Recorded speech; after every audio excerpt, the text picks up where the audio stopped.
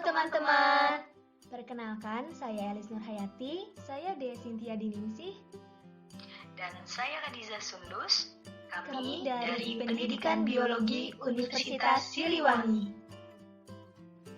Di sini kami akan menjelaskan mengenai materi genetika. Sebelum kita ke penjelasan, mari kita ketahui terlebih dahulu kompetensi dasar dan indikator yang akan kita pelajari. Berikut merupakan kompetensi dasar untuk materi genetika. Dan ini untuk indikatornya. Pernahkah teman-teman berpikir bahwa setiap manusia itu berbeda dan memiliki ciri khasnya masing-masing? Atau pernahkah teman-teman membandingkan wajah kita dengan orang tua kita maupun saudara-saudara kita saat kita bercermin? Saat membandingkan wajah kita dengan orang tua kita, besar kemungkinan kita akan melihat banyak kesamaan, seperti warna bola mata yang sama seperti ibu dan warna kulit yang sama dengan warna kulit ayah. Mengapa ya hal tersebut bisa terjadi? Tahukah teman-teman kalau hal tersebut terjadi karena adanya faktor-faktor yang diwariskan oleh induk kepada keturunannya? Pewarisan sifat ini dibawa oleh gen. Gen merupakan segmen pada DNA yang memiliki sisi promoter, sisi pengkode, dan terminator yang terdapat pada untai DNA. Jadi, di dalam untai DNA terdapat berbagai macam gen yang berfungsi untuk mengkode asam amino tertentu sehingga memunculkan fenotipik pada individu. Seperti yang dikatakan oleh Watson dan Crick pada tahun 1953, menyatakan bahwa molekul DNA itu berbentuk spiral double yang berpilin atau double helix dan memperlihatkan berbagai aktivitas dari molekul DNA. DNA atau asam deoksiribonukleat itu sendiri merupakan senyawa kimia yang paling penting untuk makhluk hidup dan membawa keterangan genetik dari sel atau dari makhluk hidup dalam keseluruhannya dari satu generasi ke generasi berikutnya. Nah, berikut merupakan struktur dari DNA. DNA memiliki molekul besar yang kompleks dan terdiri dari dua pita panjang yang saling berpilin membentuk heliks ganda.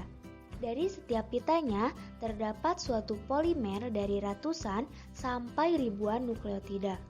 Satu nukleotida DNA sama dengan gula pentosa ditambah gugus fosfat ditambah basa nitrogen. Basa nitrogen DNA terdiri atas basa purin yaitu adenin dan guanin dan basa pirimidin yaitu sitosin dan timin. Teman-teman, DNA memiliki sifat-sifat sebagai berikut. Selain itu, DNA juga memiliki beberapa fungsi. Di antaranya, yang pertama, menjadi bahan warisan sel. Yang kedua, mengendalikan aktivitas sel. Yang ketiga, menjadi kumpulan unit informasi. Yang keempat, mensintesis molekul kimia lain. Dan yang kelima, duplikasi diri atau melakukan replikasi. Nah, hal tadi yang dijelaskan merupakan struktur, sifat, dan fungsi dari DNA. Namun, tahukah teman-teman siapa yang bertanggung jawab untuk membawa molekul pembawa sifat genetik yang dimiliki DNA? Nah, betul, jawabannya adalah RNA. RNA atau asam ribonukleat adalah suatu polimer asam nukleotida yang terdiri dari 4 ribonukleotida.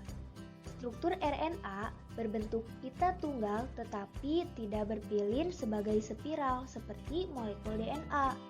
Setiap RNA terdiri dari rantai ribonukleotida. Satu ribonukleotida sama dengan gula ribosa ditambah gugus fosfat ditambah basa nitrogen. Basa nitrogen dari RNA terdiri dari basa purin yaitu adenin dan guanin dan basa pirimidin yaitu sitosin dan urasil. RNA memiliki sifat-sifat sebagai berikut. Yang pertama, rantai tunggal polaritas positif. yang kedua segmen tunggal, dan yang ketiga replikasi RNA melalui pembentukan RNA komplementer yang bertindak sebagai cetakan sintesis RNA genom. Adapun fungsi dari RNA yaitu yang pertama sebagai penyimpan informasi dan yang kedua sebagai perantara atau pembawa pesan antara DNA dan protein. Teman-teman, ternyata RNA memiliki berbagai jenis. Teman-teman tahu tidak berapa jenis dari RNA? Ya, betul sekali. RNA memiliki 3 jenis.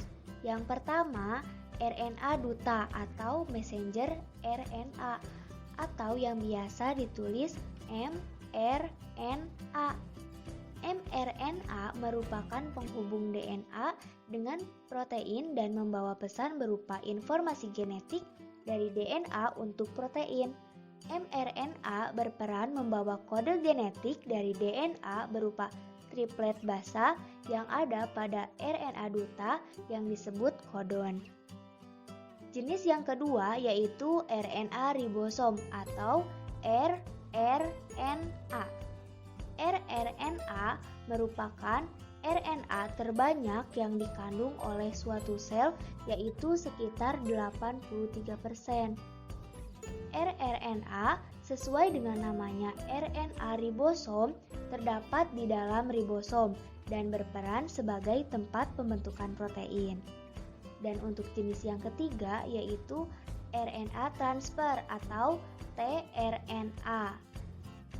RNA transfer berperan untuk menerjemahkan kodon yang terdapat pada RNA duta menjadi suatu jenis asam amino serta mengangkut asam amino ke permukaan ribosom pada saat translasi. Teman-teman tahu tidak di mana letaknya DNA, gen, dan kromosom? Nah, teman-teman, DNA, gen, dan kromosom terletak di dalam sel, yaitu di dalam nukleus, di mana dalam nukleus terdapat benang-benang halus yang disebut dengan kromatin. Saat sel akan membelah diri, benang-benang halus atau kromatin akan menebal, memendek, dan mudah menyerap warna dan membentuk kromosom. Kromosom ini terdiri dari 2 komponen, yaitu DNA dan protein. Secara struktural, perubahan DNA dan protein menjadi kromosom diawali pada saat profase. Molekul DNA akan berikatan dengan protein histon dan non-histon membentuk sejumlah nukleosom. Unit-unit nukleosom bergabung memadat membentuk benang yang lebih padat dan terpilin menjadi lipatan-lipatan solenoid. Lipatan solenoid tersusun padat menjadi benang-benang kromatin. Benang-benang kromatin akan tersusun memadat membentuk lengan kromatin dan selanjutnya kromatin akan mengganda membentuk kromosom. Sehingga dapat disimpulkan bahwa di dalam sel terdapat kromosom yang merupakan benang-benang inti sel yang mampu menyerap warna dan membawa sifat menurun. Gen merupakan unit terkecil materi genetik dan terdapat dalam setiap lokus yang khas pada kromosom. DNA merupakan senyawa kimia yang membawa keterangan genetik dari suatu generasi ke generasi berikutnya. Oke teman-teman, sekian materi yang kami jelaskan mengenai genetika. Apabila teman-teman ada yang ingin ditanyakan, silahkan tinggalkan pertanyaan pada kolom komentar ya. Jangan lupa untuk memberikan like, komen, share, dan juga subscribe. Semangat belajar untuk masa depan. Sampai jumpa lagi.